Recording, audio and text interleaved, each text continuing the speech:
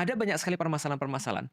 Kalau andaikan Islam itu menjiwai Pancasila, itu bisa diselesaikan dengan sangat mudah sekali. Misalnya? Misalnya contoh ya, korupsi. Yang paling kita misalnya lihat, itu korupsi bisa dengan sangat-sangat mudah sekali diselesaikan kalau syarat Islam bisa kemudian bisa berperan di situ. Misal, salah satunya gini, kalau sekarang orang korupsi kan yang disuruh buktikan orang lain.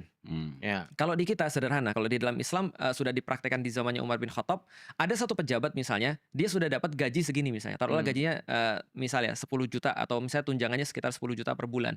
Andai kan tiba-tiba dia punya duit 2M atau punya properti atau aset yang nilainya lebih daripada itu pasti langsung disita. Oke. Setelah disita, sampai dia bisa buktiin itu dari mana. Oke. Kalau tidak bisa buktiin, itu selesai. Itu salah satunya misalnya. Atau misalnya kita bicara tentang sistem hukum misalnya. Sistem hukum di Indonesia tuh super aneh. Oke. Karena sangat-sangat menunjukkan ketidakadilan. Harvey Muiz misalnya yang kemarin kena berapa? Akhirnya 1,5 tahun ya? 6 tahun. 6 tahun ya? 6 tahun. Dan kita tahu 6 tahun itu kan belum dipotong-potong kan? Ya. Dan kita sudah tahu juga 6 tahun tuh mungkin ya diduga tidak semua dihabiskan di penjara dong gitu kan maksudnya.